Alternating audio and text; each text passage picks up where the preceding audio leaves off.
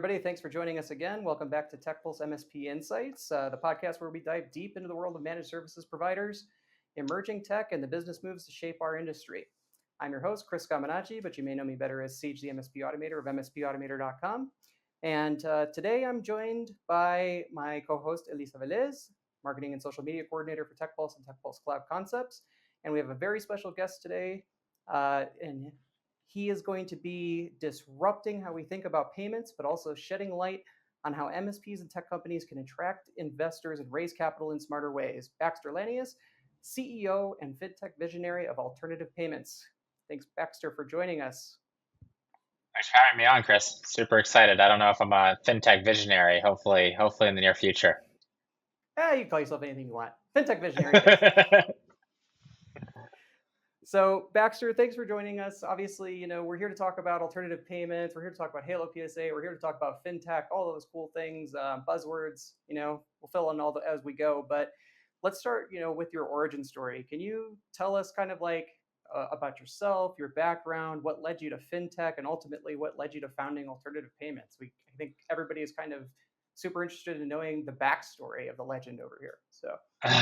Legend. God, I can't. We'll see. We'll see how I do here today. But it's a good question. I initially started my career in investment banking, so in the finance industry, and I spent about 2 years in finance. Was very, very focused on working in a whole host of different industries: IT services, funeral homes, intellectual property, home services, uh, general enterprise SaaS. And I found myself working for a Chicago-based investment company called Victory Park Capital, which happened to become one of the leading investors in fintech credit. So credit's a little bit different than equity, which is more debt-oriented in nature. But Victory Park worked with some of the largest up-and-coming fintech providers in providing capital to lend through their software platforms. And so this was 2014. I spent a handful of years at Victory Park, really working on a number of deals in fintech credit. I then left and joined a big private equity fund called Apollo Global, which was one of the largest investors in IT services. We had acquired Presidio, which is obviously a very large VAR/MSP back in 2014. We then made a big investment in Optiv Security, which is one of the largest cybersecurity VARs. Then we acquired Tech Data and merged Tech Data with TD SYNNEX. And so as my career kind of continued to progress, I spent more and more time within IT services, within MSPs, within the channel, and understanding the entire supply chain from hardware and software manufacturing down to the 33 million SMBs in the US. I became enamored with networking capital and payments and payment processing and how do you support companies through less traditional forms, like software, like payments, like financing to accelerate growth. And so in year end 2020, I decided to leave Apollo to start Alternative Payments, to focus on building a fully automated payment platform within the IT services and MSP space. We've grown the business today. We're very fortunate. We have an incredible team, to about 50 people. We do just under $1 billion of payment processing across a little over 600 MSPs and a handful of other companies in other sectors, typically through the MSP partner. And so it's been a wild ride. We just raised $22 million to continue to accelerate the development of this platform and development of the company. We couldn't be more excited to bring additional tools and software to this space. Wow, that's super interesting. So 600 MSPs, I think I've referred maybe about 20 or 30 of those. I actually didn't find out you guys had a referral program until we onboarded to Alternative Payments at TechPulse a month ago. And then I Better was late like, than never. hey, yeah, wait, like Baxter owes me like a car, like at this point, right? Like, I've done a lot of Halo implementations, and we always seem to land at Alternative Payments as the one that I recommend. We had contact for a long time, and people seem to really like where you're going with the platform. The fact that it's servicing the needs of the Halo community, I think, is what's doing a lot of favors to the platform and really getting your name out there. I've really never heard anything bad said about the platform, and trust me, I'm the first person to really hear those kinds of things and repeat them on the internet. But we're I'm super impressed. We onboarded ourselves about a month ago, and it's been just pretty much flawless the whole time. We're super impressed. So thanks for bringing that to the industry. No thanks for the TD Synnex merger thing. I didn't know you were involved in that, but I will hold that against you because I was a small secondary tertiary player. But I think one of the things that I've learned, and Halo PSA has taught me some of this, because when we initially started, we actually partnered with an exclusive arrangement with Halo PSA as their kind of lead payments platform embedded into their solution. And the culture that Halo PSA exudes in this market and Halo ITSM is incredible. And for us, we wanted to duplicate a lot of it, and so we have a promote from within cultural mindset across the entire organization, where we can provide real opportunities to our team members. We're very customer focused and customer centric from just a software roadmap and development perspective, but also from the support that we provide our customers. And one of the big challenges is just how do we continue to maintain that, as we continue to grow and not lose track of it, right? And Halo is a perfect example of a company that's done this exceptionally well, as they've continued to grow. And now they're obviously doing something like 100 million of revenue, which is insane. But you can't lose track of your customers, you can't lose track of your partners, you can't lose track of the white glove service that you provide, because I think a lot of people who are building software, they think it's all about the software, and it's a lot about the software, but it's also about the relationships, and how can we build together, grow together, to build something much bigger than ourselves. absolutely. And I think I am guilty of that because when we started doing Halo implementations a few years ago, I had about a library of 75 different tools I've built for TechPulse over the years. And as I was doing implementations, I was like, wow, all these MSPs are kind of facing the same problems we're facing. And so we made the decision at that time we're gonna become a SaaS company too, right? We opened our own software house and we brought BillingBot to market. And I think if I could do it over again, I probably wouldn't. But um, it's you think, oh, it's a billing program. It just takes an invoice from a distributor API, splits it up, sends it to Halo. How hard could that be? Here I am 2 years later wishing I had never done it. It's just, like you don't realize that, yeah, the software is a piece of it, but really it's like you get in there and you start getting people using it and you're like, oh, wow. So I actually like had this very, looking down the paper towel tube view of things and how we were doing it compared to maybe how everybody else is doing it. And yeah, those relationships really matter, right? You can't really make it on your own. You can go out and you can market as much as you want, but you really need buy-in from the industry. You need buy-in from partners. You need buy-in from even the platform, right? And I'm sure I'm probably Halo PSA's least favorite person at this point, but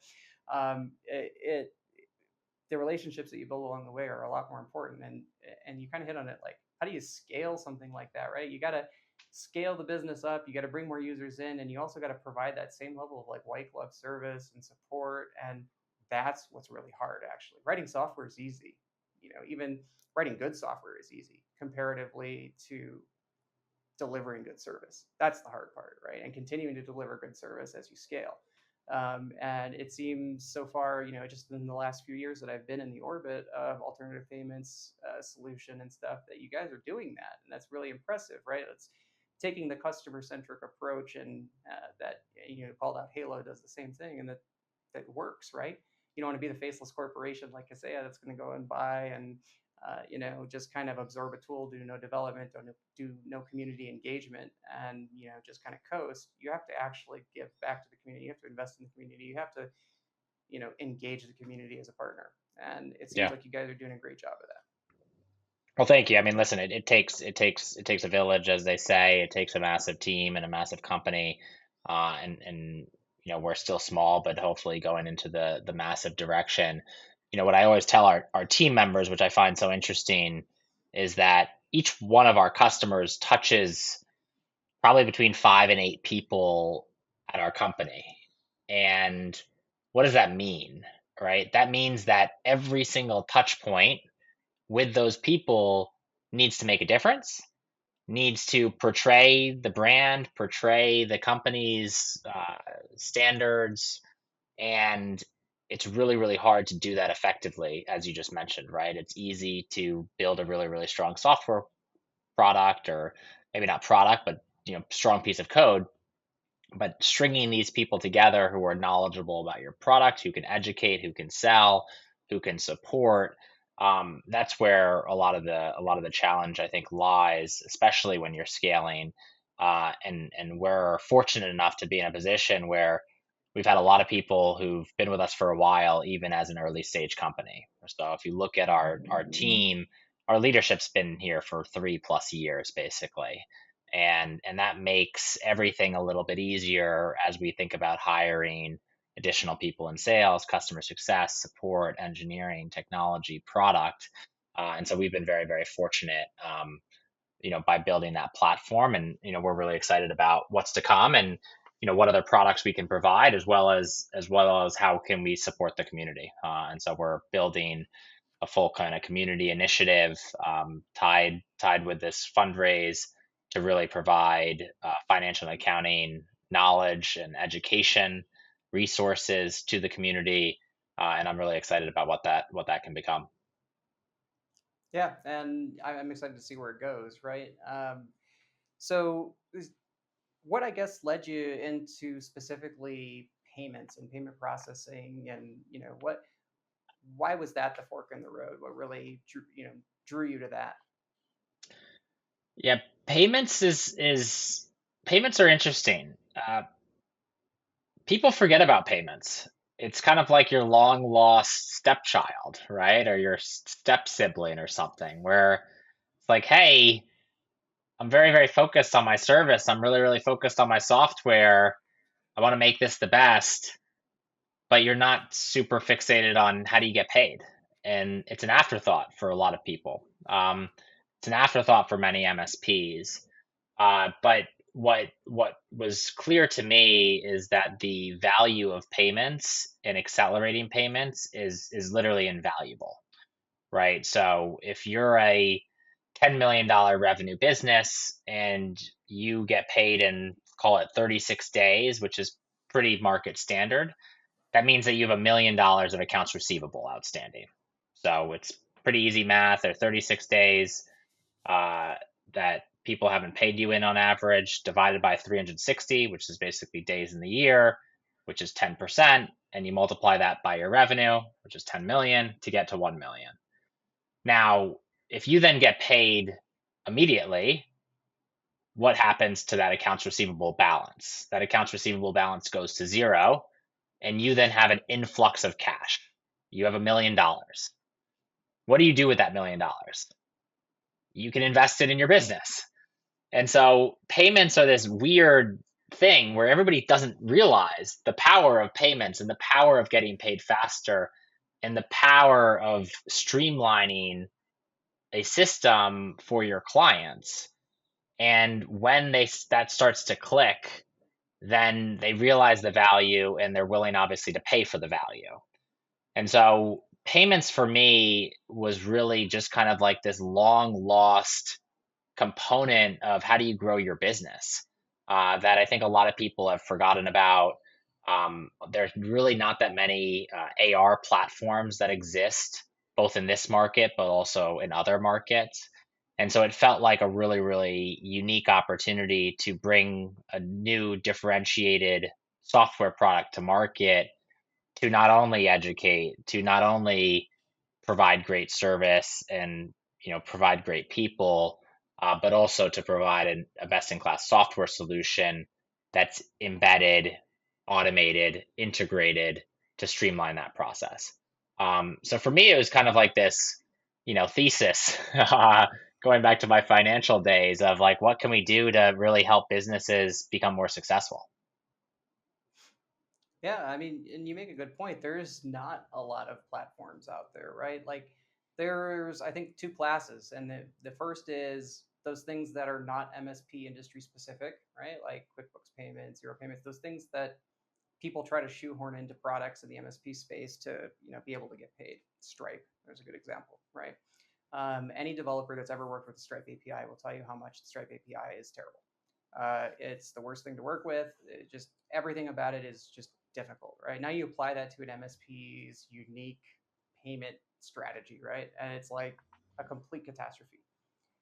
Then you have, on the other side, there are some industry specific platforms, right? There's alternative payments, maybe like Benji Pays. There's, a couple out there. Connect Booster, there's a good one. Uh, that have maybe, good intentions. They're going down the right path, but they're not quite there. They're not quite engaged with the community. They're not quite developing at a fast enough pace. And then there's things like you look at Connect Booster and it got bought by Kaseya, and it just stagnated, right? Like we haven't seen any kind of big improvements in Connect Booster in probably 5-7 years at least, right? Um, so I think, yeah, it was a great idea to kind of get into that space because this is something that people really need. And yeah, people don't really think about how am I going to get paid? How am I going to get paid efficiently? How am I going to make the payment experience like good for my clients, right? That's the hardest thing. And I think another component of that is that a lot of MSPs fear changing their payment platform, Yeah. right? I think that was actually at TechPulse, one of our biggest fears is like we've got hundreds of clients set up in Connect Booster with safe payment methods that have paid this way for a decade. What do we do to kind of like turn everything on its head and make them use something else? It's a scary proposition. And then, as I started implementing Halo for other shops and I was seeing them go through the same process with alternative and onboarding, and like, oh, they'll actually like reach out to Connect Booster and bring all your payment methods over for your clients and make that kind of a painless transition.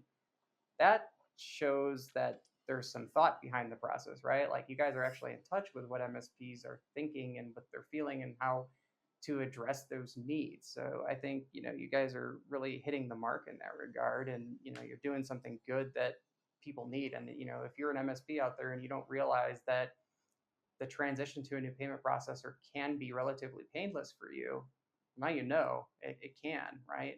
They can take a lot of that burden off of you. And I'll say that having now firsthand experience going through the alternative payments onboarding process, it was actually way easy, right? I thought I would have had to talk my boss off the ledge as we were going through this, right? Like that was his biggest fear was changing payment platforms, but we just could not do Connect Booster anymore. And we were going to sign another contract with Kaseya. And as we were going through it, I was on the first call for the onboarding. I'm like, okay, this is it. This is it. He's just going to jump out the window. We're done. But no, it was painless. And, we started taking payments the first week. And, here we are a month later. Everything's going great. It was as painless as it could have been. Yeah. So, There's props to also, that. yeah, thank you. There's also this other interesting component that we see in payments a lot, which is a lot of MSPs may have a pretty good solution in place, right? Like, you know, not putting words in your mouth, Chris, but Connect Booster was solid, right? I mean, sure, it wasn't innovating at the rate that you wanted it to innovate. Sure, maybe the support wasn't as great as you wanted it to be, but it was a solid solution. And we see that time and time again for MSPs, which is awesome, right? Like it's important. Competitive markets are important, right? Because they push us to be more than any, to be bigger, right? They push me to wake up in the morning and work 24 hours a day because I know that if I'm not working 24 hours, then somebody else is going to be working 24 hours. But one of the interesting components for other solutions in the market is that MSPs are utilizing them, but they're not getting more payments online. So they're only utilizing, call it 10, 20, 30% of their revenue is online. And what we've done is focus on that activation rate for those customers to drive additional adoption, which then allows us as a company to have more success. And this is like one of the biggest things that for whatever reason I don't quite understand it, but people forget about. which is like once you implement a product, the company who's selling you the product is like, all right, well, Chris is using it, so great. But the key question is like, well, how much is Chris using it, right? And for payments and accounts receivable, how much are Chris's customers using it? And are there payment methods on file? And are we seeing increased adoption? And if we're not seeing increased adoption, we have that data, and our customer success managers are reaching out and helping teams increase adoption. And so one of the things that we see with our solution is adoption and activation is closer to 75% relative to the industry standard at about 30%. And this is one of those things that's it's really, really hard to sell. It's really, really hard to kind of communicate to people in a sales process. But it's one of the huge value drivers of working with alternative payments is driving activation, working more closely together, and ensuring that you're seeing the same amount of, or you're seeing increased activation as you're utilizing the product. We have seen that actually just in our first month, I think, which is super impressive, right? Because I think our rate of client adoption in Connect Booster was very low. People log in one time, save their ACH payment method, they'll never log in that portal again. But on the flip side, with alternative, once we got it out there and it was interacting with our clients, I think we've received a lot of really good feedback. We've gotten better engagement. There's also a lot of things in the alternative payments platform that I find very fascinating, and I think that are actually really good features that drive that adoption. And I want to call one out, and that one is the kind of financing mechanism that you guys have built into the platform. That's huge. That is actually one of the smartest things I've ever seen done in any kind of fintech platform. It just makes so much sense for MSPs, right? You're going to do this huge hardware project for a client. It's going to be $100,000, $200,000. The ability to finance that to them right in that payment portal over time, that's huge, dude. That's so massive. Yeah, And all of my implementation clients that have implemented alternative have actually seen like huge returns on that, right? Like where it might be an argument back and forth with the client, now we got to do it cheaper, we got to do it cheaper. That suddenly is not so much of an issue because they can finance that for, maybe 6 months or something. You get your payment up front as an MSP. You don't really have to worry about it. That's massive, right? Like the ability to make those projects more accessible to your client makes them a lot easier to sell as an MSP. totally. Yeah, and that's like one of the things when I first learned about that in the platform, I was like, that's brilliant. That's exactly they're listening to what people want. They're innovating in this space, so that's huge. And like kind of in that same vein, what do you perceive as kind of like flaws or limitations of how MSPs or even like other B2B businesses are kind of, handling payments? Yeah. Where do we see the next level of improvement? Yeah, well, they're first of all, it's a really low bar. Like Yeah, no kidding. people do not handle payments the right way. If you just look at the statistics in the U.S., the U.S. B2B um, market is, I think, $34 trillion, and today, I believe $13 trillion flows through via check. So 33% of people pay invoices via check. Now, that number is probably very surprising to everybody listening. It's even surprising to me as I say it out loud. Um, but part of the reason why that is because a lot of banks that you may utilize for payments actually print a check on your behalf, and they do that to capture the float revenue attached to those funds. So if I log into JP Morgan, for instance, I can send a paper check. They take that money out of my bank account immediately, and they hold on to that money for it could be 2 weeks, it could be 3 weeks, until my client or whoever I'm paying deposits those funds, and JP Morgan keeps those 3 weeks of float revenue. And so it's kind of this backwards dynamic in the market where banks are actually incentivized to deliver more checks because they make revenue based on the checks. And so in terms of like the structural challenges or flaws in the market, that's probably the biggest one. If you use Bill.com, for instance, a lot of their solution is they'll send you a check. And again, it's just to optimize their revenue at the end of the day. So that's a really, really big one. The other big flaw, which I love within the MSP market, is people think that online payments are less secure, right? The status quo in the market in the US is that the online environment is less safe than the paper-based environment. However, if you take a check out of your checkbook, it has your account and routing number on the freaking piece of paper. It's like, guys, I mean, I couldn't, you should just write your credit card number on the piece of paper and hand it to Chris. Hey, Chris, here's my credit card number. Go take $50.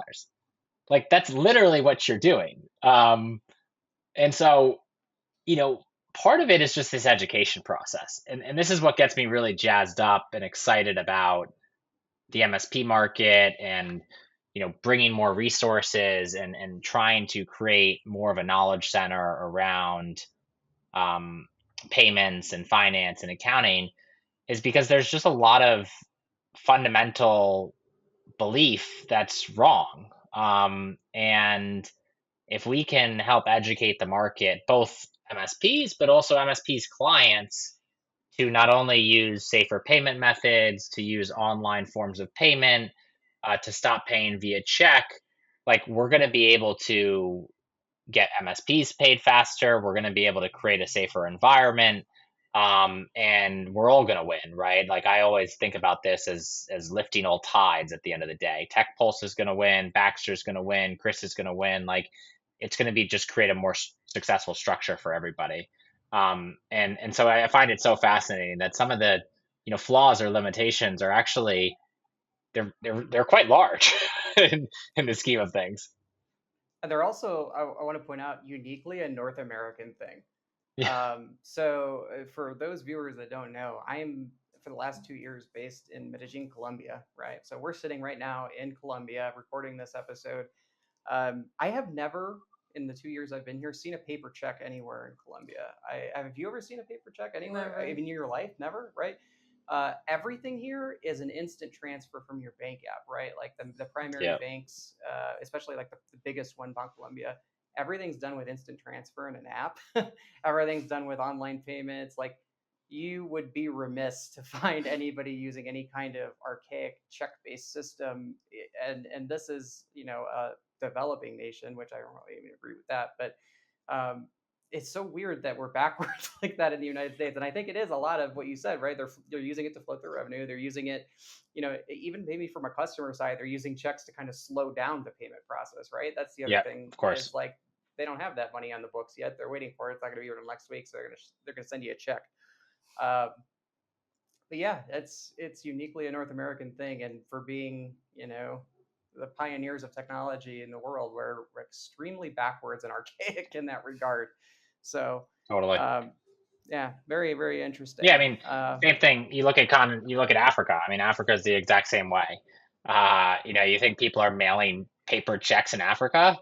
Like, no chance. Like everything's digital, everything's on their cell phone. Um, and I think a lot of us, who live in North America, who live in the developed nation, quote unquote, um, you're like, oh my God, like we must have the most advanced technology and the advanced banks and the advanced systems. And, meanwhile, the money movement and the banking system is actually the most, or if not one of the most antiquated structures in the entire world, which is pretty fascinating and shocking. Shocking. We're the anchor currency for the entire planet, but our Yeah, banking system, exactly, it's stuck 100 exactly, years in the past. We've had no exactly, advancements. exactly. um, Yeah, so I mean, kind of going into that, what do you think some hidden or costs are in traditional systems like credit cards, ACH, these other payment methods that MSPs might not realize are kind of baked in, or are a hurdle or a challenge to jump over? Yeah, so there are a lot of costs for money movement in the system at the end of the day, right? I mean, credit card fees are quite high, um, and platforms are relatively expensive. I think the hidden costs are always the interesting ones because by definition they're hidden to the consumer or they're hidden to the business. Um, and I used to bank at First Republic Bank, which is a relatively small bank that actually went bust a few years ago, given alongside Silicon Valley Bank. And First Republic Bank was basically free. It was like, hey, if you have something like more than $50,000 in your bank account, we are going to discount all the services because we want to retain you as a customer and offer you mortgages and offer you lines of credit and offer you these other products where we're going to monetize. Now, that was great because I could use their core product, which was like my core day to day banking needs for free. If I sent wires, it was free. If I sent ACHs, it was free. And then they would try to cross sell mortgage and all these other different products.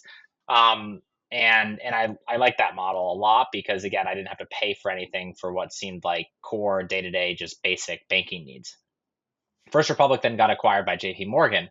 Um, and all of a sudden I'm using JP Morgan Chase and I pay something like $250 a month just to transact on their platform. Like the largest bank in the US, um, you're paying hundreds of dollars a month to transact. And so for me, it's this there are hidden costs everywhere in the system.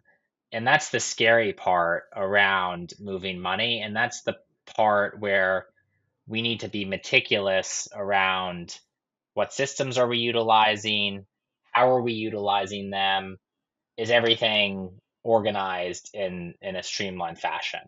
I'll give you another example.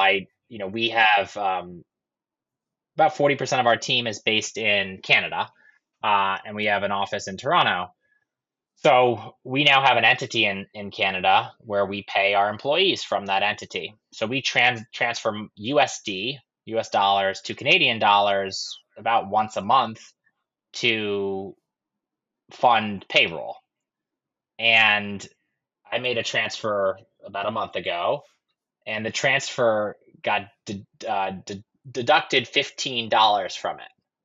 So I sent a transfer for $100. It landed in my Canadian bank account with $85. And so I emailed the bank and I said, "Hey guys, I sent a wire or a transfer. I forget if it was a transfer or a wire for $100, and you guys stole $15 from me. Like, what the heck?" And they're like, "We didn't take your money. I don't know what's going on." So then I emailed our US bank and I said, "Hey guys, like this transfer got sent with $15. Someone stole $15 from me." Um, and they then responded. It was the intermediary bank, and I was like, "Okay, well, like, who's the intermediary bank that I can call to ask them where my $15 went?" And they're like, "It's this bank." And so I get in contact with another person, and they're like, "Oh yeah, you paid us $15 to move your money from the U.S. account to the Canadian account." And I was like, "Wait, is this just normal? Like, this is just what you do with every single transaction?" They're like, "Well, you can control this setting within your U.S. account that if you want to pay the $15 from your U.S. account versus the Canadian account paying it, then you can adjust the setting." And I'm like, "Well, I don't want to pay any money. Like, like Right. you're missing the point. It's not who wants to pay the money. It's that I don't want to pay any money. This is crazy." Um, but so there are just all these hidden costs in the system that unless you're aware of the, I guess, cost of doing business or money movement, you're going to get nickel and dimed left and right, right? I mean, it wasn't $15 on $100 transaction, right? That would be like 15%. That would be huge. Um, but there's a ton of hidden costs in terms of foreign exchange, right? I'm sure you guys do a lot of foreign exchange between the US and Colombia. We do a lot from the US to Canada. They're hitting costs everywhere, and we all need to be better about understanding what the costs are of the service or solution that we're utilizing, And it's really one reason why we've moved forward with our pricing model from a product perspective, because what we've tried to say to all of our users is there are no hidden costs. The only cost is this subscription fee, and you will not pay any hidden costs. And the number of customers that come to us and they're like, hey, we're looking at alternative payments. Can you help us understand how much we're paying for payment processing with XYZ solution? Like, nobody knows how much they're paying for these platforms and for these solutions. Like, people just have no idea. And what we've said is, listen, we want to be the most transparent. We want to be the most forward thinking. We want to figure out, like, where is the world going to be in 5 years? And my perspective is, this hidden cost game is insane. Everybody should have clear transparency and awareness of how much they're paying, and let's try to lead the charge on this and offer a product that has a flat fee. You'll only have one bill. You won't have 500 bills from us. And it's very, very clear how much you're paying us to perform the services that we've, you know, been elected to perform on your behalf. Yeah, and we actually run into that same exact intermediary bank issue because we operate almost exactly the same, right? We do a monthly transfer where we send payroll money down to Colombia for the Colombian entity, and we bank with Chase in the United States. We'll send that payroll transaction. It'll go, and by the way, they charge us extra hidden fee to send it in Colombian pesos versus sending it in US dollars. But then they actually do send it in US dollars anyway, right? Because they're sending Colombian pesos to this intermediary bank, which is JP Morgan Chase of Colombia. And JP Morgan Chase of Colombia then converts that Colombian pesos back to US dollars, and then we have to go to our bank, Bancolombia, and buy pesos with those dollars.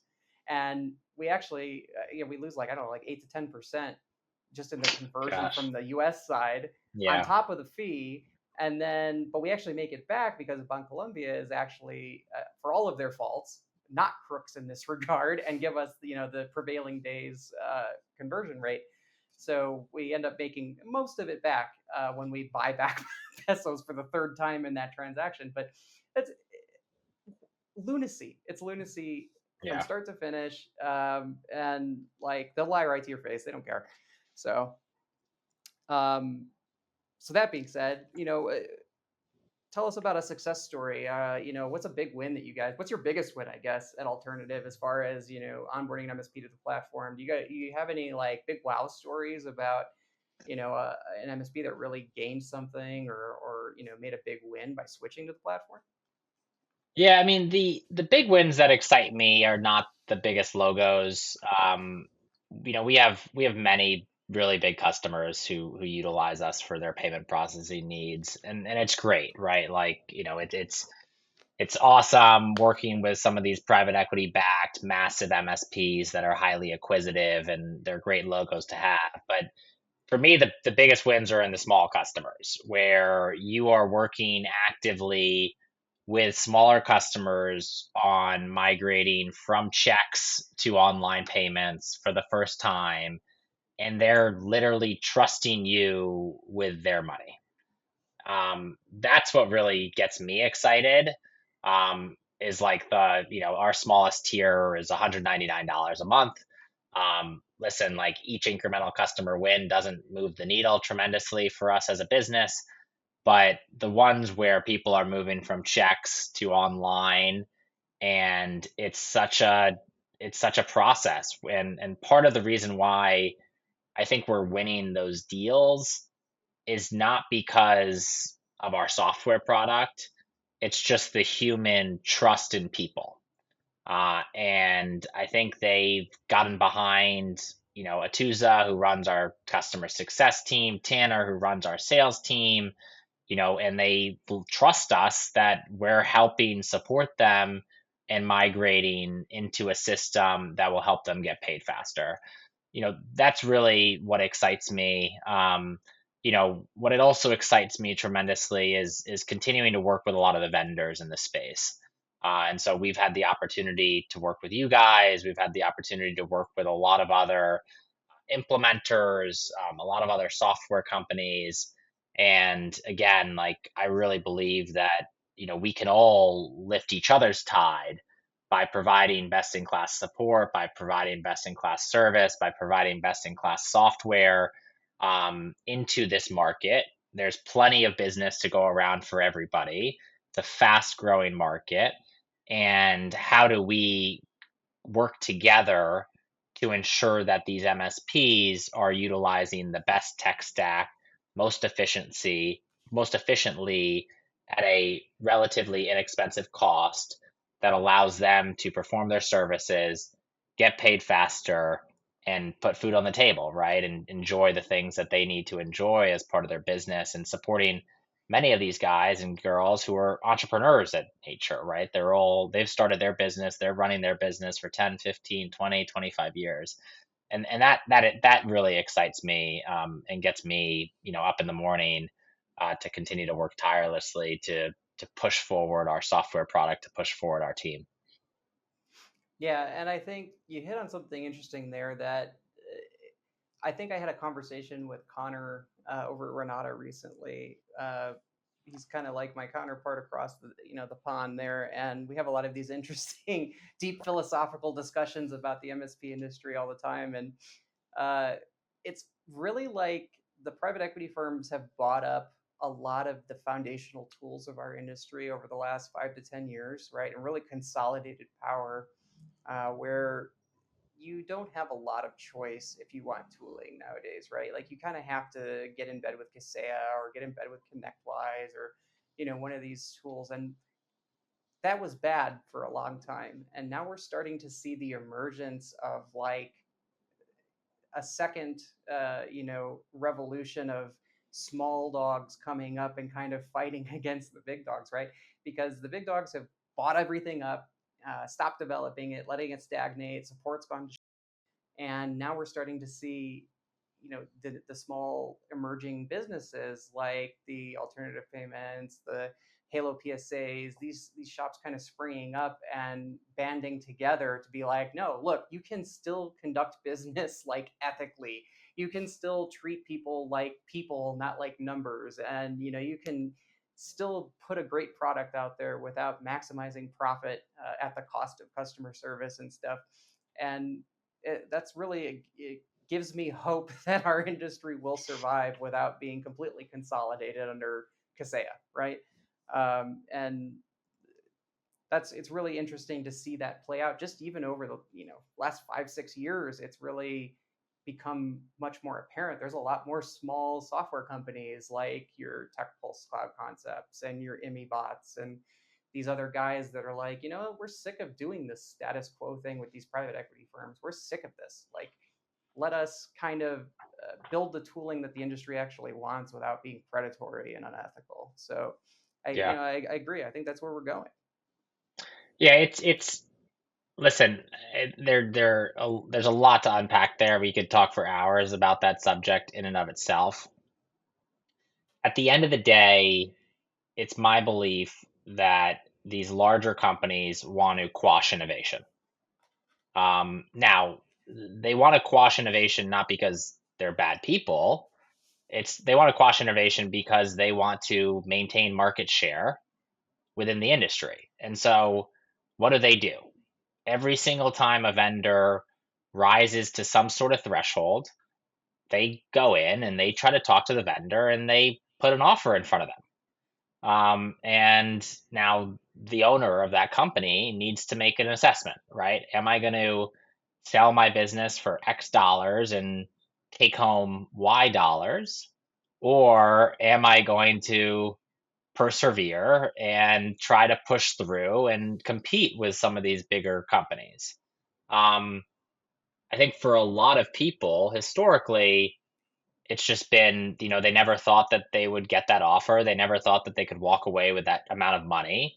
And they also don't necessarily think that they're bad people. And so they're willing to sell and believe something else. In this day and age, I think it's an interesting kind of like baby boomer, Gen X, Gen Y, Gen Z age where it's kind of like us against them a little bit, right? It's like I have no interest in making a couple $1,000,000 and like walking away. Like I love doing what I'm doing. I couldn't imagine working for somebody else. And we are fortunate enough to be in a position where we've had some success and we've raised a bunch of capital. And I want to build a really, really big transformational business to help MSPs with their financials and their accounting and support them within this area that seems unfamiliar and unknown to a lot of companies.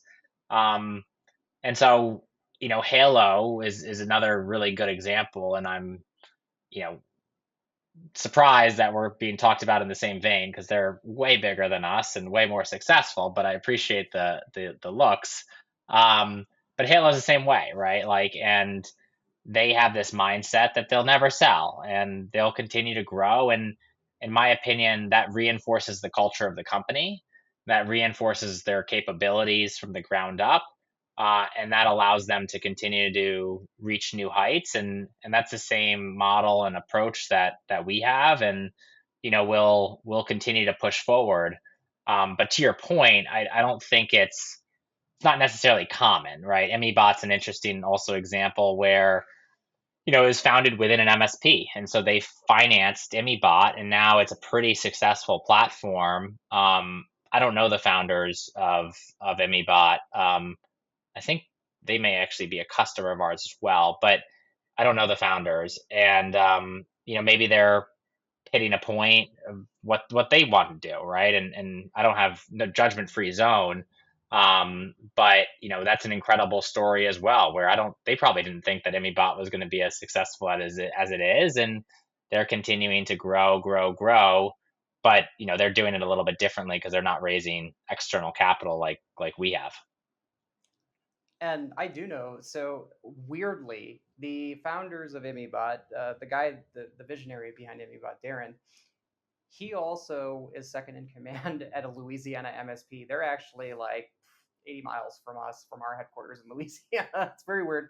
We're the same age. Our kids are the same age. We have the same kind of development experience, and we kind of accidentally followed the same plan they did, where we, bootstrapped TechPulse Cloud Concepts on the back of our MSP, develop our software solution. So it's like he's my weird doppelganger on the That's other awesome. side That's in Baton awesome. Rouge. And I think, yeah, they're not going to sell. They're in the same Yeah, boat, right? And I actually was at Build It a couple years ago, and Tim Barton Wines from Halo told me, he's like, we don't need to sell, because actually we can just continue to be good and make our platform, and the fact that we're not selling is going to make us more popular than taking any amount of money and walking away and letting totally. Kaseya or ConnectWise. He's like, Kaseya calls me every week, they offer to buy, the dollar amount goes up every week. We're never going to sell, because the whole point is that we're going to do fine. We're going to gain this market share. And that was a couple of years ago, before they had the market share that they have now.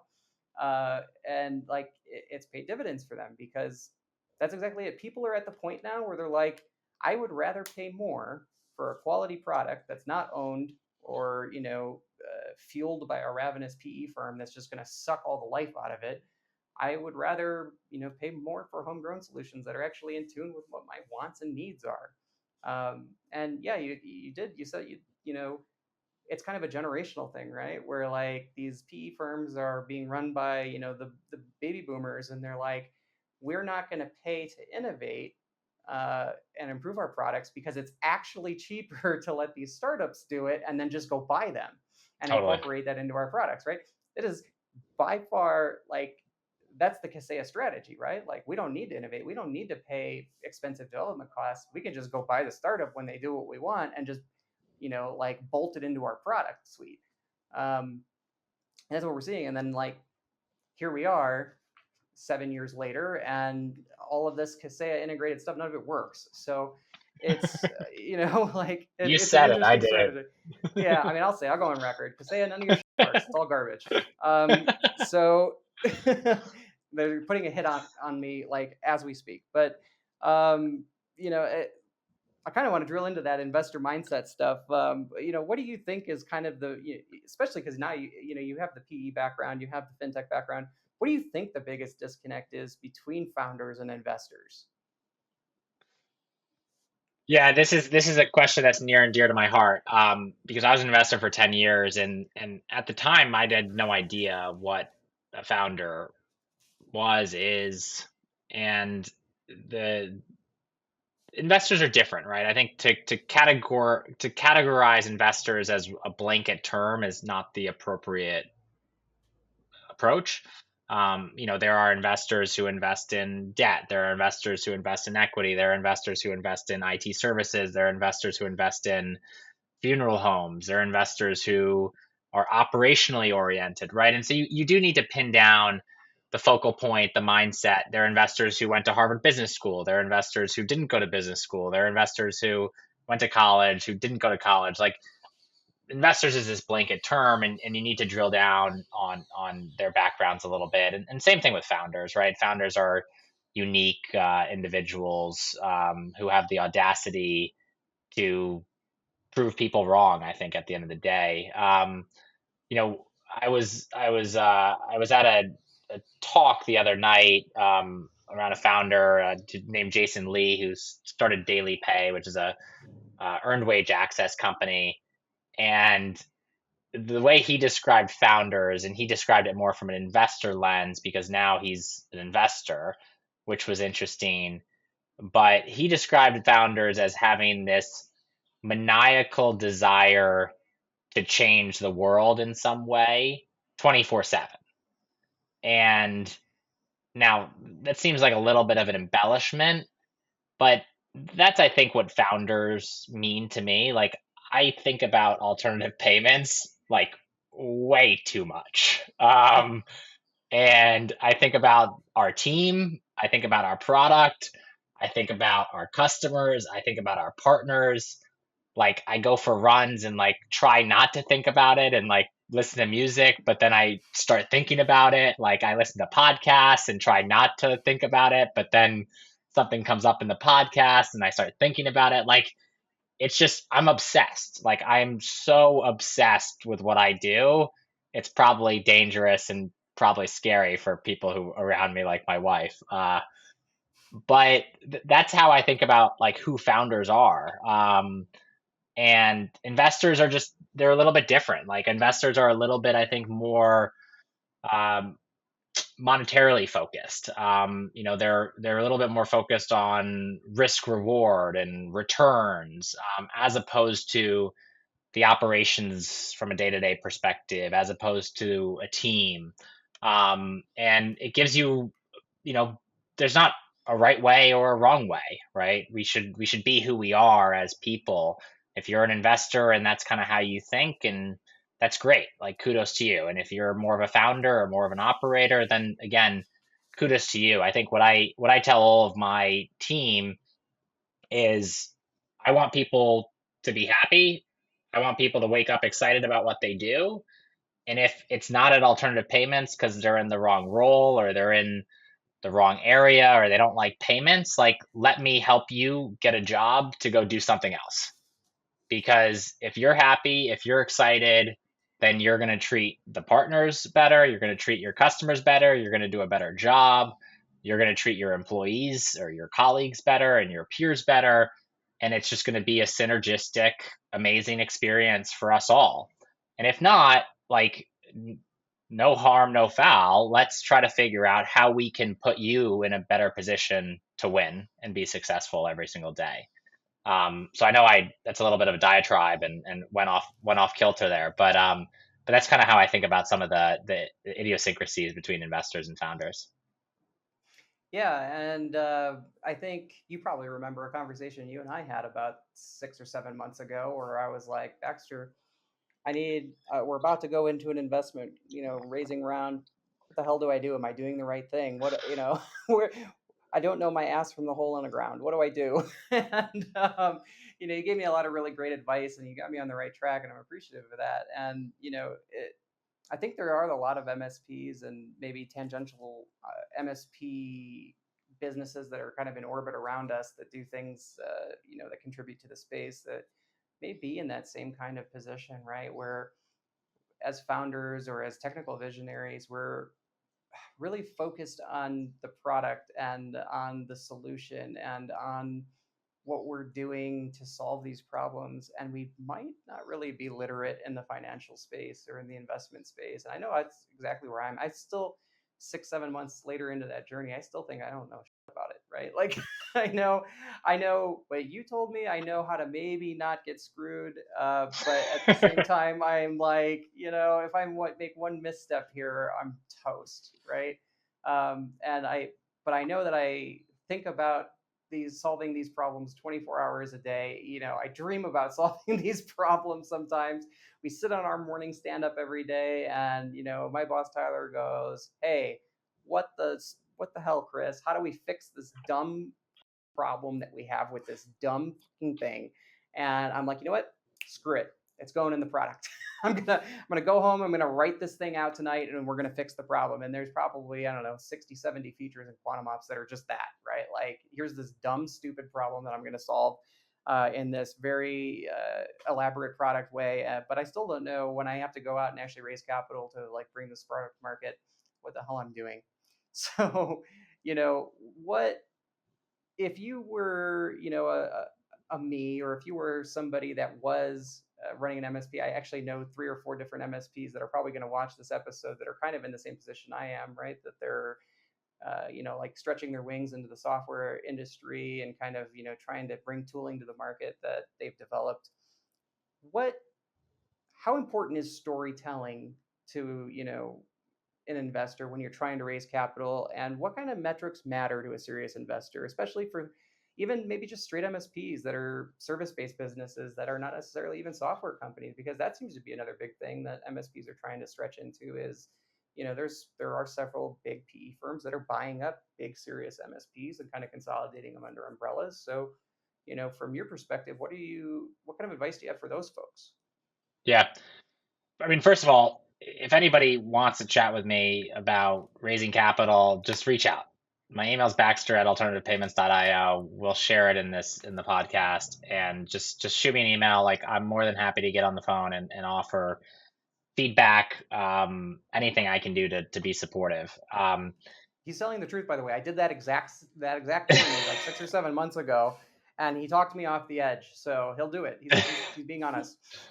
No, but what goes around comes around is my attitude, and again, I really believe that we can lift all tides here. And so if I can support you, if I can help you think about something a little bit differently, I'm more than happy to. And it's the proverbial you, right? It's everybody's listening or whoever watch this.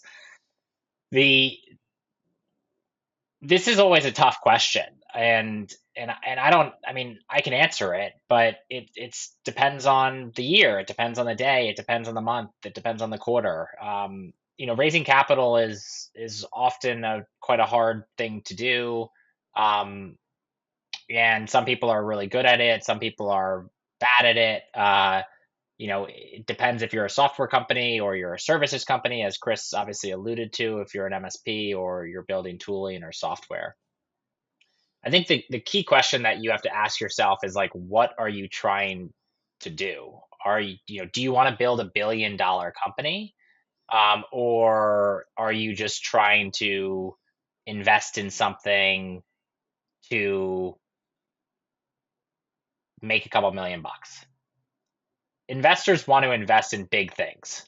Investors want to make a lot of money. So if you can't make them a lot of money, then they're less interested in investing generally, right? Now, you need to then also understand what's the risk, right? How much time is it going to take you to build something? Is there going to be risk in selling that something? What are the unknowns around that? And depending on, a risk scale, let's call it 1 to 10, 10 being really, really risky, 1 being, less risk. You got to think about how much money you can make somebody else and how risky it is. And depending on that kind of paradigm or that XY axis, you will help that thinking will help you understand who to reach out to, right? Is it the venture capital community who would be interested in investing? Is it family offices? Is it the private equity landscape?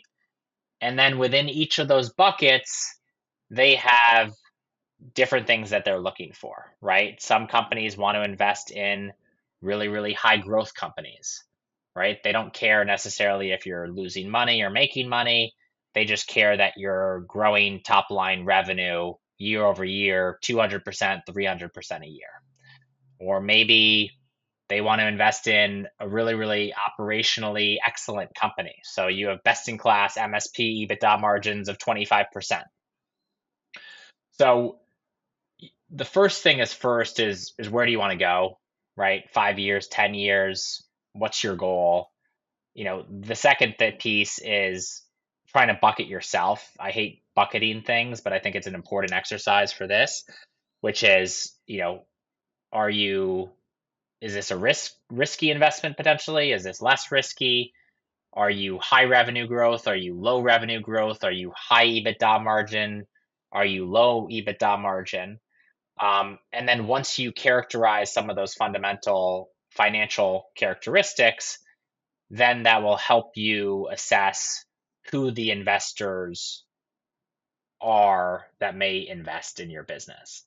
The biggest challenge that I see in this space, and this is specifically talking to MSPs who are looking at building software tooling, is they're not thinking big enough, and they're focused on, how do I support 1,000 MSPs and get to 5 million of revenue or $10 million of revenue?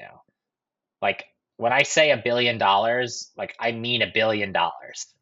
Like people want to build the next Kaseya. They want to build the next ConnectWise. And if you can convince them and you can tell the narrative and the story as to why you're going to compete and why you're going to build this massive, massive company, there are a lot of investors who are willing to invest. It's the same thing. Halo PSA is like a great story. I mean, I know they haven't raised external capital, but people want to build the next Halo PSA, right? So if you can tell the story about how you're going to build the culture and you're going to build the product and here's how it's going to be formed and here's the team that you've already assembled and it's going to take this amount of time, there'll be a lot of ears to listen to your story in terms of that software dynamic. And then the MSP, obviously, services oriented businesses is a little bit more, little different paradigm in terms of how I think investors think about it, and specifically how private equity investors will think about it. That was a lot of really good information, and I think that a lot of that is what you told me too, right? And I think another big point or sticking point is that, at least in my experience talking with investors, has been a lot of them want you to have an exit strategy up front, right? And I think for me, that wasn't the right fit, right? Because I want to build something big. I don't want to, build something, make a few $1,000,000 and walk away and watch somebody else murder my baby, right?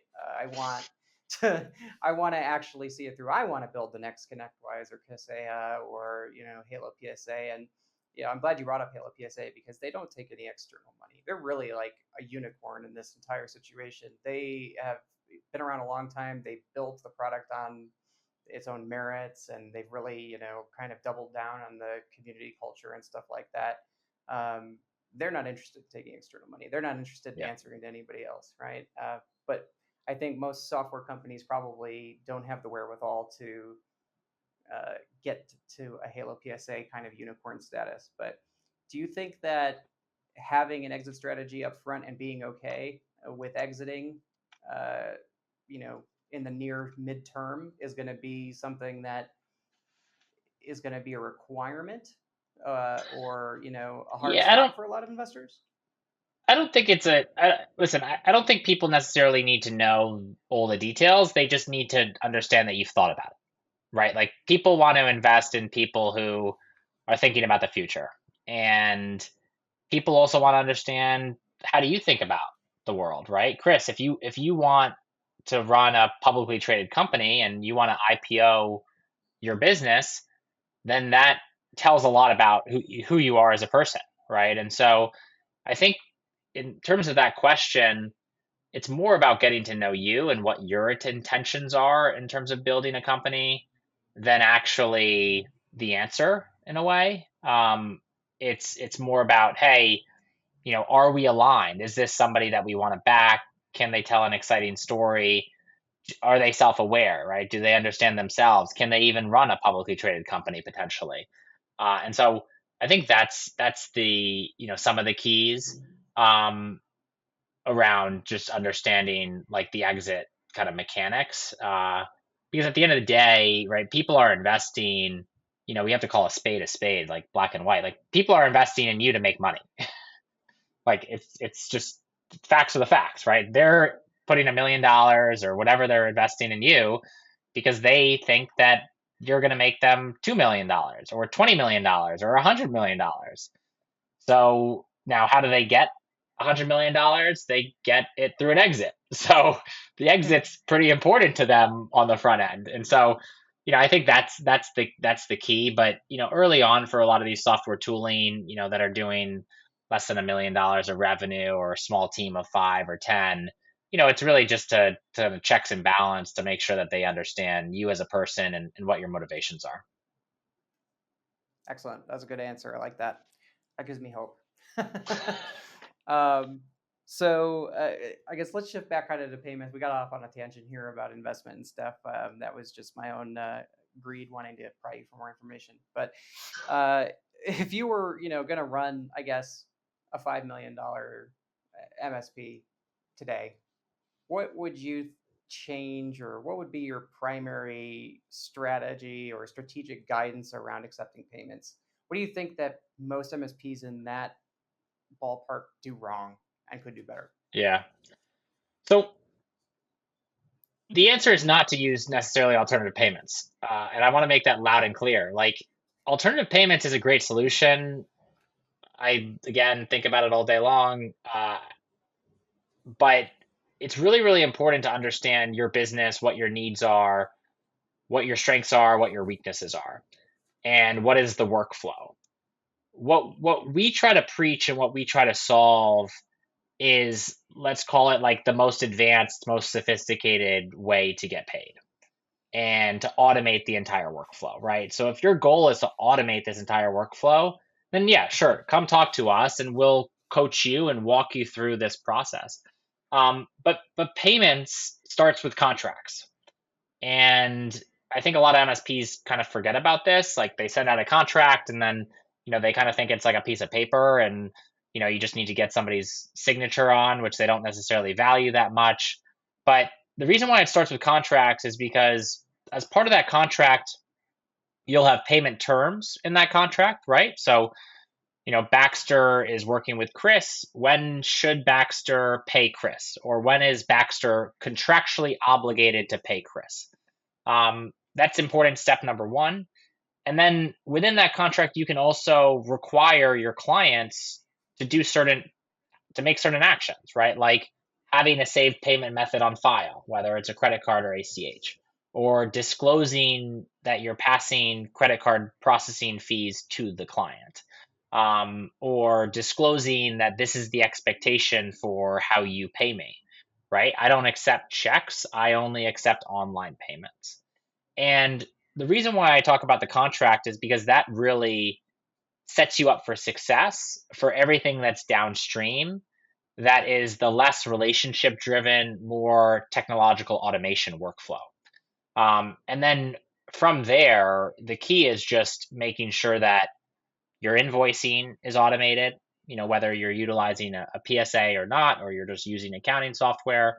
And then the distribution of that invoice is automated, right? And then if the client doesn't pay or you're not on automated payments, you're following up accordingly. And then that's where the actual hand holding kind of becomes of the actual workflow for getting paid. That's how we would set it up for a $5 million MSP, which is a sizable MSP, right? I mean, if you're a $5 million MSP, best in class EBITDA margins are 25%, but average is probably 17%. Let's make it 20 because the math's a little bit easier. So you're making $1 million a year. Like that's a lot of money, guys. Like $1 million a year is a fair amount of money. And the next question that I would ask, a $5 million MSP is how quickly do you want to grow? Right? Do you want to be $6 million next year and grow by 20%, or is your goal to grow by 10%? Because then that growth rate will help us evaluate and understand whether a new process or a new workflow could be additive to your business. Yeah, there's a lot of really good advice in there. And having now seen inside and seen the books on over 450 MSPs that I've implemented Halo for over the last few years, I I would say all of that is really, really good advice that people should take to heart. And just as devil's advocate, I'll bring up a couple of counter arguments that I hear because often I pitch and coach the same things that you just said, right? Is make sure your contract's in order. Make sure that you have automatic payment methods. You should never be chasing people for money. They should have some kind of method on file that you can charge when your invoice goes, right? And a lot of the pushback I receive from partners on that is, well, this client will only pay by check and they'll only pay on net 90 terms. And if I want the business, I have to take that. And man, that's not the way to run. Like you just can't. We're a services industry. And especially when you have these clients that are doing hardware purchases and you're fronting that. Basically, all we're doing is lending unsecured credit to people. And you gotta kind of look out for yourself. Taking bad business is worse than not taking the business in a lot of cases, right? And the whole net 90 only by check. If you have a client that mandates or stipulates net 90 terms by check in your contract, you will not see that payment for a minimum of 120 days in any case. And this is a really common way, especially big companies float their AP, right? Is like they're gonna put you on net 90 terms. Well, net 90 terms Totally. actually means at day 91, we're gonna put it in the system. At day Yeah, 100, we're gonna cut the check. At day 110, it's gonna get mailed. Then it's gonna go, go through the mail. Then you're totally. gonna cash it. Like you're gonna looking at like 130 days minimum. So, I know that's one big thing that I hear from people. Oh, well, the client doesn't want to have an auto payment method on file because sometimes they're going to pay with credit card or sometimes they're going to pay by check or, you know, it, and all I hear when I hear that from people is, well, the client doesn't have a good revenue stream. They're not secure enough to be able to pay your invoice when it comes up. So I think just to reinforce that, yeah, it's better to not take bad business than to take business on that's not going to potentially pay you, right? Totally. And I think another thing that I would tell a $5 million MSP is I think that corporate credit checks are a necessary evil when you're at that size. This is something that I think maybe one or two partners out of 450 that I've dealt with have actually ever done. They'll take a company on just on their word and on the letters on a page, and you kind of have to know what you're dealing with. There's plenty of options out there, like Experian does it, D&B does it. There's a lot of options out there that can kind of give you an idea of what the cash flow looks like as a client, and that should be part of your prospecting. You should be, when you're prospecting clients, kind of like investigating them to understanding what their cash flow situation looks like, investigating what other vendors are, reporting as far as what their days to pay are, because I guarantee you, all those big companies before they're doing business with you are going to be doing that.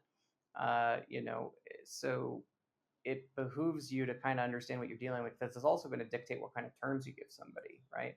If you've got a huge client, they're going to do $1 million a year in business with you, but their days to pay on Experian shows 120, then you need to structure your agreement around that, right? And you need to kind of like structure the agreement in a way that either forces them to put an auto pay method on file, does some kind of interest charge if they're late on a payment, things like that.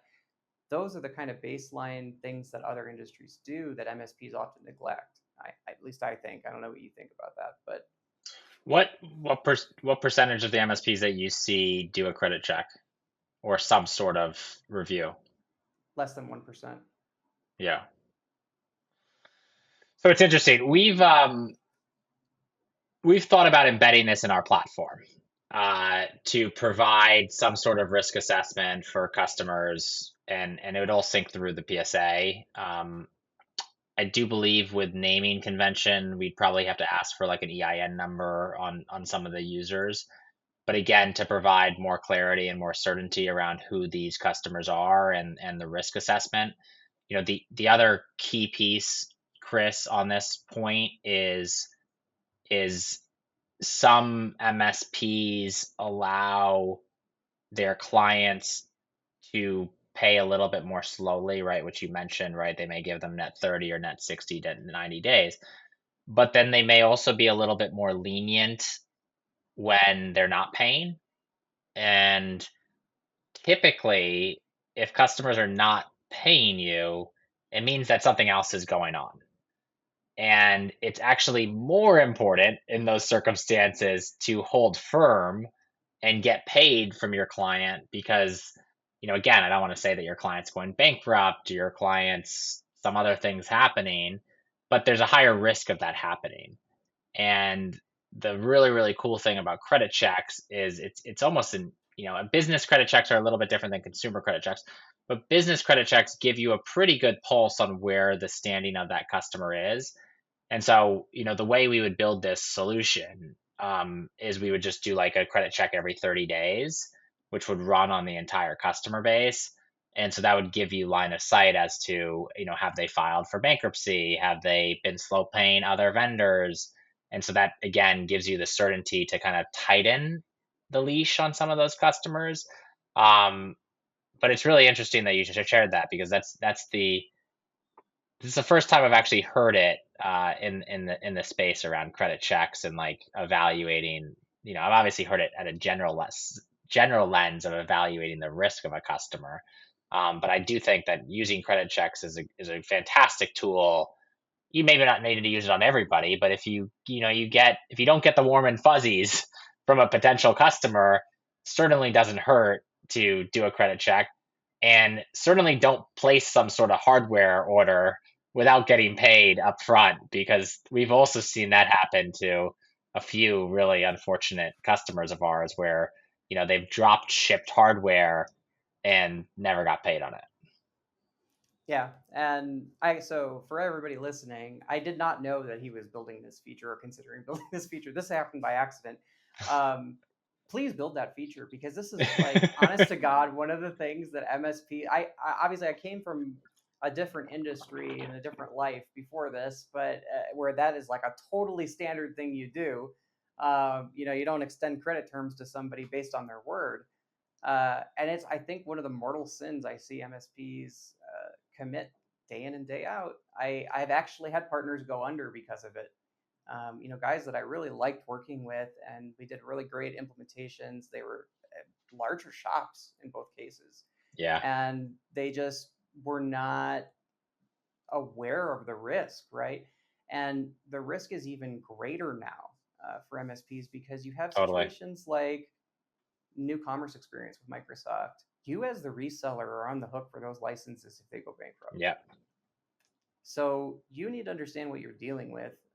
You need to protect yourself above all else. That's really the most important thing. You need to have a backup payment method on file. You need to have. I always tell people like, regardless of what auto pay method they have on file, you need to have a credit card on file with a waiver that says if they get past their payment terms by X amount, you're charging that card for the invoice, right? Like this, so many people in this industry are really good technically. They're gifted technically. They're gifted even maybe in sales or business, but they don't have the acumen to really understand risk in this regard. well, And and they understand technological risk, right? So right, it's really fascinating actually this part of the conversation because they are very, very compliant. They are very, very focused on compliance, right? Clients themselves, but financial compliance and financial risk is not something that they're trained in or educated on. And so there are a lot of pitfalls in the financial compliance realm of, how do you do business effectively? This also comes into PCI compliance, right? Which is obviously a payments compliance requirement. The fact that more MSPs don't work with their end clients on PCI compliance, which is a very, very big potential liability for them, is fascinating to me. They're very focused on cybersecurity. They're very, very focused on SOC 2. But PCI compliance is like, it's not even a big thing. I mean, you could just do a self-assessment and just evaluate the success, the compliance protocol, to make sure that they're compliant and are not exposed to any risk. There was there are obviously a handful of MSPs that do it, but it doesn't come up nearly as much as I would imagine. Yeah. So please, that's my personal plea to you to please build that into your platform, because man, that would be huge, both for prospecting and for understanding days to pay as the situation progresses. Because Yeah, I know we've been in this situation before where we've had large clients that have gotten behind on payments because their clients have gotten behind on payments, and you got to be. You brought up a really good point that MSPs tend to be more flexible than they should be in this regard, totally. and it's because they don't want to nuke the relationship with the client, because this is an industry that is very oversaturated. They can go find 10 other MSPs tomorrow if they really want to. You want to hold on to that client and keep the relationship sound, you kind of have to give and take a little bit, right? But that doesn't mean that you should go out of business for them being late on their payments, right? If they're making payroll, there's money somewhere. They're just deprioritizing you in the list, right? Yeah. So yeah, I mean, I think that's really important. So I mean, in that vein, now that we've kind of cracked that, what else do you have coming down the pipe or potentially on the roadmap that you think is going to be really interesting? Yeah, so for us, I think the most exciting thing is accounts payable, and so really allowing and helping and supporting our MSPs make payments to their vendors in a much more seamless fashion. So right now, right, all of our software is very focused on accounts receivable. How do we help you get paid faster? We don't do anything to help you manage or orchestrate the bills to vendors. And this product will not only help you organize, with a centralized email box, all of those vendor payments, but then it'll also help you automate all of those bill pay type components. Um, so that's probably one of the biggest solutions that we're launching in probably late Q3. Although some parts of the platform will be deployed ahead of that. We also just built which is in beta right now, a syncing solution, which allows you to sync invoices from ConnectWise and other PSAs, Halo, into QBO and QBD, or not QBD, but into QBO, Zero, and a handful of the other ERP solutions. Again, we think of ourselves as more than just payments, right? Bridging into finance and accounting and streamlining the closing of books and records and organizing the closing of books and records. So those are the two products that we're probably most excited about. But there's a lot. I mean, we're continuing to deploy new product. We're continuing to hire. There's a lot in data and AI that we want to embed and make access to folks around. When do you get paid? How do you get paid? Who's paying you? We talked about risk of specific clients, which is a really, really important concept. But if clients are delaying payments to you, are you alerted about it? So, some additional proactive tooling that allows you to sense if something's wrong is also in the kind of wheelhouse. So there's um there's a lot to unpack. Our roadmap's also public, so feel free to go to product.alternativepayments.io. Again, we believe in full transparency in terms of what we're building. You can upvote, you can downvote, you can engage, you can send recommendations, thoughts. We review it weekly with the entire team. We have a whole session on it. It takes a lot of time, but we believe that it's really, really important to continue to building a best-in-class solution. So what I heard was we got to go to that website and we got to flood it with billing bot integration requests. Exactly. Okay, I'm going to sync invoices to you and you deal with them. Perfect. Okay. All right. So let's get on the downslope here. A quick, just rapid fire question round. Kind of just these are things that we've gathered from the community, from some implementation clients and stuff. I think the first one was, what is the first thing that you check in a startup pitch deck or in a software pitch deck? Yeah, this is a good one that I really like, and I know it's supposed to be the quick fire, but this is going to be a little bit of a longer response. Um, I really need to figure out what the product does. There are too many decks that I go through the entire deck, and I don't spend a lot of time on each page, but I go through 10 pages or something, 10 seconds a page, and I still don't even understand what the company does. What Um, does this even and do? I don't what know. does Get this do? it. And it doesn't need to be in all 10 pages, but like it needs to be, and again, like I may be a different audience than somebody else, but when you're sharing materials, when you're sharing information, and I hone in on this on our sales team as well, like if I don't have context of what this deal is or what you're doing, like I need to very quickly figure out what the context is. And hopefully you don't need to provide me the context. Hopefully it's very clear by your email or very clear by your messaging and materials. Um, so that's kind of an odd request, but that's really what I focus on is like, do I even understand what this business does?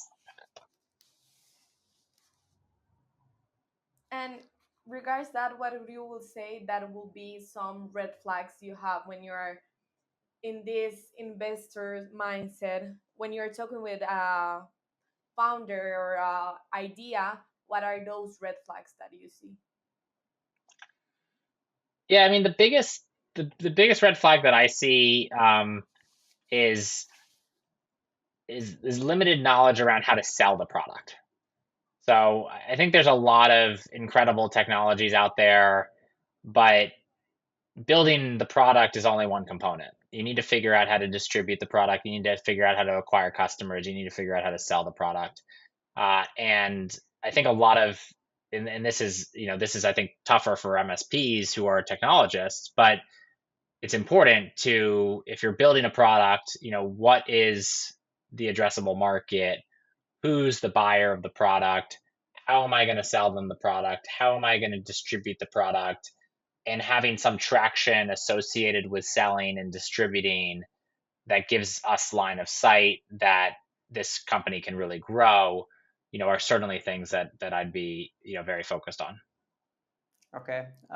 What do you think the most overrated and the most underrated financial metric are that MSPs are or are not tracking? This is a trap. He This is a senses it. I trap. can tell. The most underrated metric that MSPs are tracking but not utilizing is day sales outstanding. Um, it's super critical that you're getting paid on time, that you're not falling into the kind of law of averages and getting paid over 36 days, right? At the beginning of this, we talked about, having $1 million of accounts receivable um, balance, and how do you get that down to zero, which increases cash flow. Um, the most underrated metric that I think a lot of people are tracking, but maybe not as well, is client profitability. Or maybe you would disagree that people aren't tracking it, but I do see a fair amount of information. They're not, but Nobody could even calculate that. I say like 99% of MSPs have but no they're idea. trying They to just know calculate it. They're that. trying to calculate it.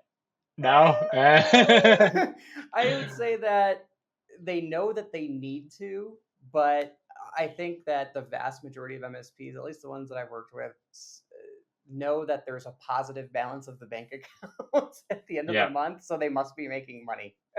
Yeah. Well, and that's a good segue to I think the most overrated metric that everybody's tracking is revenue growth. Right? People are fixated, hey, I'm growing my business 10%, 20%, 30%. There's never any clarity on, is it high quality revenue? Is it recurring revenue? Is it software revenue? Is it services revenue? Is it hardware revenue? Really, what kind of what kind of revenue is it? And the most overrated metric that, no, the most underrated metric that people are tracking. No, I think that we just did that. Now Yeah, I'm Yeah. confused. most underrated metric that they're not tracking. Well, that was DSO, day sales outstanding, right? Yeah, No, I that's don't know. under. I don't That know was. where we're Oh, at this I don't point, know. We're lost. We're confused. but Excuse us. We're drunk. So, what is your favorite payment innovation of the past years?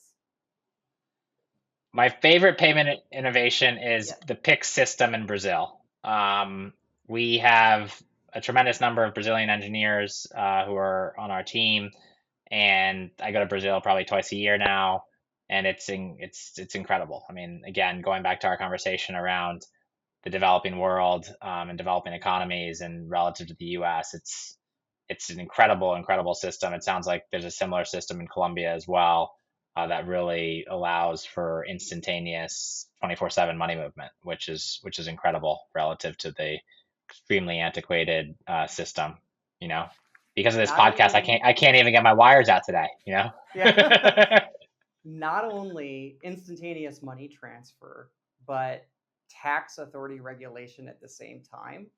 Like in Colombia, Wow. the they call it factura electrónica, right? Where electronic invoicing. So anytime you send money, if you use either I guess what we would call an EIN in the US, it's called a NIT down here, but it automatically logs it against the government tax system, and you get the XML invoice that your accounting platform imports. It's all that whole mechanism of, okay, we're going to pay this invoice, and then we're going to reconcile the payment from our bank account against the bill in Xero or QBO. That's not a thing here.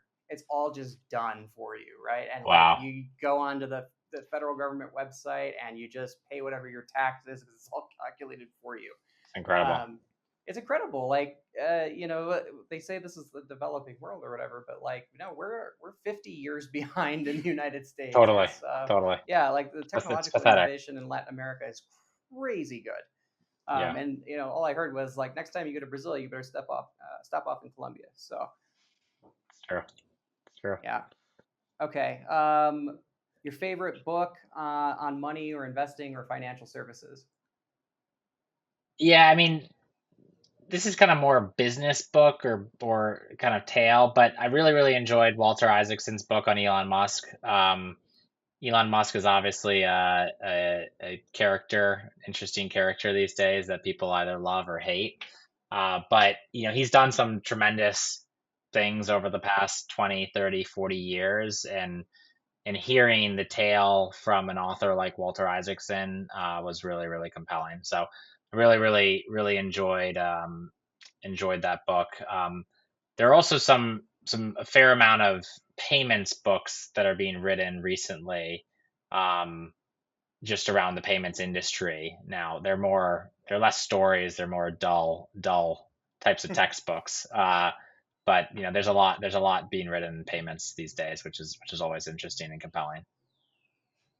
Okay. And if you could give your younger self one piece of advice, what would it be? Start a business faster. Don't wait, or work at early stage companies faster. Like, I think there's just a tremendous amount to learn, a tremendous amount to gain from being, in battle every day, trying to build, trying to push against forces that really don't want you to be successful. Right? We talked about Kaseya, we talked about ConnectWise, we talked about a lot of other very large software companies in the space. Not many people want you to succeed, and to be successful in those circumstances, requires a tremendous amount of work. It requires an excellent team who's excited about the opportunity, and it provides you a really fundamental, incredible learning experience that I think everybody should jump in if given the opportunity. Chris, what about you? Uh, ooh, that's a lot. I would say don't do it, but you Don't fill in do the it. blanks. The Yeah, don't do opposite. it. Yeah, not what he said. Just don't do it in general. You fill in the blank, whatever that means to you, whatever. But yeah, I have a lot of regrets. But being in the industry is not one, I guess. So, any closing thoughts before we wrap up here? Anything that you think the community at large should know? No, I mean, listen, like I think there's we announced this big fundraise late last week, and we obviously have received a tremendous amount of congrats from the market and from the industry and the people, and we obviously thank you guys for all your support. We've also received a lot of interest in learning about our fundraising process, and I think we're going to create some sort of webinar to talk about it a little bit, just to gain insight and help share knowledge within the industry. But I really mean it. Like, if anybody does have questions around raising capital, whether software or MSP, and I can be of service, of help in any form or fashion, please reach out. Love to help, love to support the ecosystem, the community, and again, the tide lifts all tides. So, how can we all be successful? It's a tight knit group, and really, really excited about the future. Excellent. Those were some great closing words. So that's a wrap for this episode of TechPulse MSP Insights. Huge thanks to Baxter. Thank you so much for coming on and joining us. Thanks for sharing your insight on basically everything we talked about here. If you're an MSP looking to optimize your payments or prep for your next investor meeting, rewind, take notes, reach out to Baxter, go to alternativepayments.io. Thank you, everybody, for joining. Subscribe, share, follow TechPulse for more expert takes in the MSP space. And thank you again, Baxter. We really appreciate having you on. Of course, it was fun. Thank you guys so much. Enjoy the rest of the day. Yes, sir.